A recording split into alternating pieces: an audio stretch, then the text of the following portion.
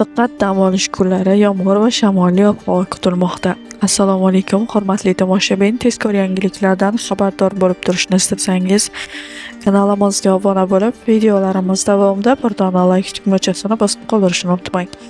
O'zgidromet ma'lumotiga ko'ra, yaqinlashib kelayotgan dam olish kunlarida O'zbekistonning qator hududlarida ob-havo sharoiti o'zgarishi kutilmoqda.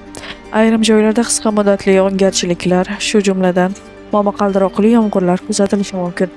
Juma kuni respublika bo'ylab asosan quruq va iliq ob-havo saqlanib qoladi. Kunduzgi harorat +25 +30 daraja atrofida bo'lib, bahorning ilk kayfiyatini his qilish mumkin bo'ladi.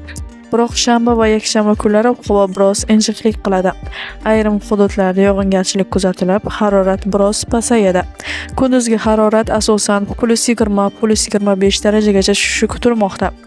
Shanba kuni shimoliy g'arbiy hududlar va cho'l zonalarida, yakshanba kuni esa deyarli butun respublika bo'ylab yomg'ir yog'ishi ehtimoli yuqori.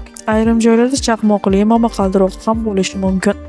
Tog'oldi va tog'li hududlarda sel va suv toshqinlari yuzaga kelish xavfi ham istisno etilmaydi. Shu bois bu hududlarda yashovchilar va sayohat qilmoqchi bo'lganlar ehtiyotkor bo'lishlari tavsiya etiladi.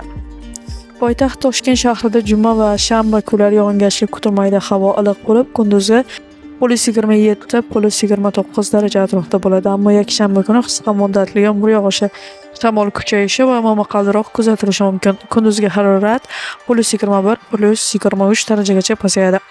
Kechalari respublika bo'ylab havo harorati +12 +17 daraja atrofida bo'lsa, Toshkentda +17 +15 daraja saqlanib qoladi.